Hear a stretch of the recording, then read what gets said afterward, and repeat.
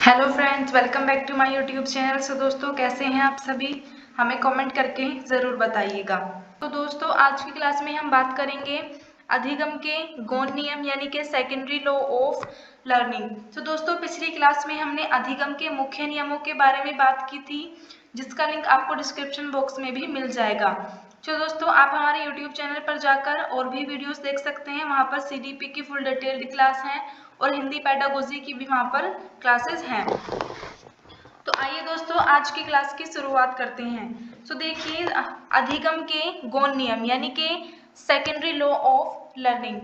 तो अधिगम के गौण नियम 5 होते हैं, जिनमें सबसे पहला है बहुप्रतिक्रिया का नियम, दूसरा है आंशिक क्रिया का नियम, तीसरा है अनुरूपता का नियम, चौथा है मनोवृत्ति का नियम, पांचवा है साहचर्य परिवर्तन का नियम। तो आइए दोस्तों, इन पांचों को एक एक करके एग्जाम्पल के माध्यम से समझते हैं। सबसे पहला आता है बहुप्रतिक्रिया का नियम यानी कि लॉ ऑफ मल्टीपल रेस्पॉन्स। तो देखिए, बहुप्रतिक्रिया का अर्थ होता है किसी भी कार्य को करने के लिए अनेक प्रकार की क्रियाएं करना बहुप्रतिक्रिया कहलाता है। इसमें फर्स्ट पॉइंट देखिए, यह नियम विभिन्न प्रतिक्रियाओं को संदर्भित करता है, यानी कि इसमें भिन्न भिन्न प्रकार की क्रियाएं करना। अगला पॉइंट देखिए, इस नियम के अनुसार जब व्यक्ति के सामने कोई नई समस्या आती है तो वह समस्या के समाधान में अनेक प्रतिक्रियाएं करता है।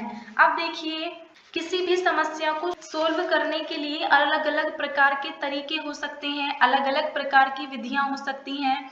तो हम किसी भी समस्या को सुलझाने के लिए अनेक प्रकार की प्रतिक्रियाएं करते हैं।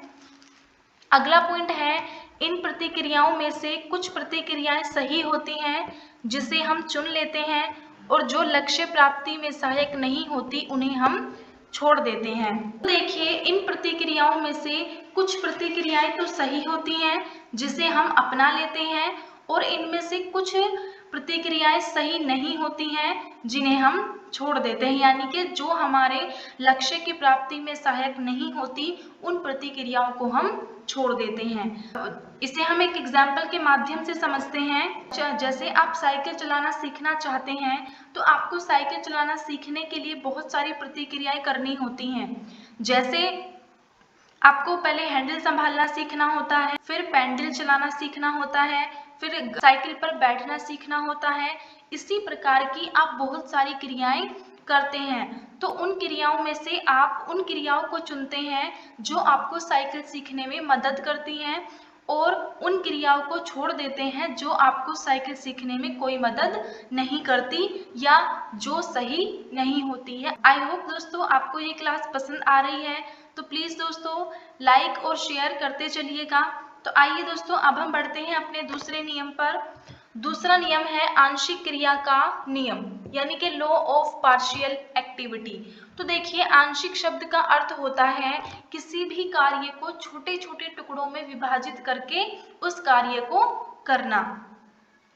इसमें देखिए, यदि बच्चों के सामने किसी समस्या को छोटे छोटे भागों में विभाजित कर प्रस्तुत किया जाए और एक एक भाग का समाधान किया जाए, तो बच्चे पूरी समस्या को शीघ्रता एवं सुगमता से समझकर संपूर्ण कार्य को पूरा कर सकते हैं। अब देखिए, अगर बच्चे के सामने किसी समस्या को ऐसे ही रखा जाए तो बच्चे उस समस्या को नहीं समझ पाते हैं, लेकिन अगर बच्चों के सामने किसी समस्या को छोटे छोटे भागों में बांटकर प्रस्तुत किया जाए तो बच्चे उसके एक एक भाग को समझकर उसका समाधान निकालते हैं, और बच्चे उस पूरी समस्या को बहुत ही शीघ्रता से और सुगमता के साथ समझ लेते हैं। जैसे किसी भी चैप्टर को छोटे छोटे भागों में विभाजित करके पढ़ाना आंशिक क्रिया का ही नियम है। यानी कि जब आप एक चैप्टर को छोटे छोटे भागों में बांटकर पढ़ाते हैं तो इससे बच्चे बहुत ही शीघ्र सीख लेते हैं और बहुत ही सुगमता के साथ समझ लेते हैं। तो आइए दोस्तों, अब हम चलते हैं अपने अगले नियम पर। अगला नियम है अनुरूपता का नियम यानी कि लॉ ऑफ एनालॉजी। तो देखिए, अनुरूपता शब्द का अर्थ होता है समान रूप वाला। इसमें फर्स्ट पॉइंट देखिए, इस नियम से तात्पर्य है नवीन क्रिया सीखने के पूर्व सीखे हुए ज्ञान की सहायता लेना। तो देखिए इसको समझते हैं। फॉर एग्जाम्पल, आप बाइक चलाना सीखना चाहते हैं, आपके पूर्व अनुभव काम आ सकते हैं। तो जैसे साइकिल चलाना सीखना यहाँ पर काम आ सकता है। तो जैसे आपने साइकिल चलाना सीखा था, पहले हैंडल को पकड़ना सीखना, फिर बैलेंस बनाना साइकिल का, उसी तरह से आप बाइक में भी अपने पूर्व ज्ञान की सहायता ले सकते हैं। अगला पॉइंट देखिए, जब व्यक्ति के सामने कोई नई समस्या आती है तो वह अपने पूर्व के अनुभवों एवं प्रयत्नों का स्मरण करता है और उनसे तुलना करता है और क्रिया के समाधान को खोजने का प्रयत्न करता है। यानी कि जब व्यक्ति के सामने कोई समस्या आती है तो वह व्यक्ति अपने पूर्व के अनुभवों को स्मरण करता है और कोशिश करता है कि वो अपने पूर्व अनुभवों के माध्यम से ही समस्या को खोज ले। आइए दोस्तों, अब हम चलते हैं अपने अगले नियम पर। अगला नियम है मनोवृत्ति का नियम, यानी कि लॉ ऑफ डिस्पोजिशन। इसमें फर्स्ट पॉइंट है, मनोवृत्ति ही व्यक्ति के व्यवहार एवं व्यक्तित्व का निर्माण करती है। तो जैसे एग्जाम्पल से समझते हैं, यदि किसी व्यक्ति की मनोवृत्ति किसी भिखारी के लिए सकारात्मक होगी, उसके मन में उस भिखारी के लिए सकारात्मक विचार ही आएंगे और वह उसकी मदद करना चाहेगा। तो यदि किसी व्यक्ति के मन में किसी भिखारी के लिए नकारात्मक विचार है तो वह उसे नकारात्मकता की दृष्टि से ही देखेगा। तो इससे व्यक्ति के व्यवहार का पता चलता है। व्यक्ति की जिस भी प्रकार की मनोवृत्ति होगी, व्यक्ति उसी प्रकार का व्यवहार करेगा एवं उसका व्यक्तित्व भी उसी प्रकार का होगा।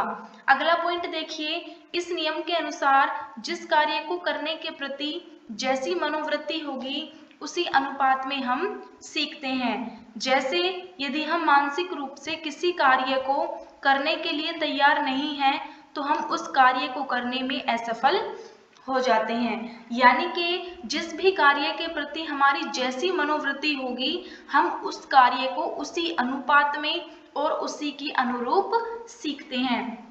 जैसे यदि हम किसी कार्य को अपने मानसिक रूप से करने के लिए तैयार नहीं हैं तो वो कार्य हम कभी भी सीख नहीं सकते, उस कार्य को करने में हम हमेशा असफल ही होते हैं। अब आइए दोस्तों, आगे चलते हैं हमारे अगले नियम पर। अगला नियम है साहचर्य परिवर्तन का नियम, यानी कि लॉ ऑफ एसोसिएटिव चेंजेस। तो देखिए, साहचर्य का अर्थ होता है साथ रहने का भाव। पॉइंट है, पहले कभी की गई क्रियाओं को उसी के समान दूसरी परिस्थिति में उसी के प्रकार करना साहचर्य परिवर्तन का नियम कहलाता है। तो देखिए, हम कह सकते हैं जब दो परिस्थितियों में समानता होती है तो हम अपनी पहले की गई क्रियाओं के माध्यम से उस परिस्थिति को सोल्व करने की कोशिश करते हैं, उसी को हम साहचर्य परिवर्तन का नियम कहते हैं। अगला पॉइंट देखिए, इसमें क्रिया का स्वरूप तो वही रहता है परंतु इस स्थिति में परिवर्तन आ जाता है। फॉर एग्जाम्पल, आप मैं लिख दूं यहाँ पे 2 + 1 + 1 = कितना होता है 4 और 3 + 1 = कितना होता है 4। इस नियम के अनुसार इस क्रिया का स्वरूप तो वही है लेकिन इसकी परिस्थिति बदल चुकी है, यानी कि इसको करने का तरीका बदल गया है लेकिन इसकी स्वरूप तो सेम ही है। इस नियम का अर्थ है जिसमें क्रिया का स्वरूप तो वही रहता है लेकिन उसकी स्थिति में परिवर्तन आ जाता है। यानी कि देखो, इसका आंसर तो यही है लेकिन इसको करने का तरीका अलग है, यानी कि इसकी स्थिति में परिवर्तन आ गया है लेकिन इसका स्वरूप वही होता है। इसे ही हम साहचर्य परिवर्तन का नियम कहते हैं। सो आई होप दोस्तों आपको ये क्लास पसंद आई होगी। दोस्तों, हमारे चैनल को सब्सक्राइब कीजिए और एक लाइक कीजिए और बेल आइकन को प्रेस कीजिए ताकि आने वाली सबसे पहले नोटिफिकेशन आपको मिल सके। और एक प्यारा सा कमेंट करके ज़रूर बताइएगा आपको ये हमारी क्लास कैसी लगी। तो दोस्तों, हमारे चैनल का नाम है लेट्स स्ट्राइव। तो यहाँ जाकर आप CTP की फुल डिटेल्ड क्लास देख सकते हैं। दोस्तों, हिंदी पेडागोजी की भी क्लास यहाँ है, वहाँ जाकर आप सभी ये क्लासेस देख सकते हैं। तो चलिए दोस्तों, आज की क्लास हम यहीं समाप्त करते हैं। तो दोस्तों, बहुत जल्द हम अगली क्लास में मिलते हैं। तब तक के लिए सेफ रहिए, स्वस्थ रहिए। धन्यवाद।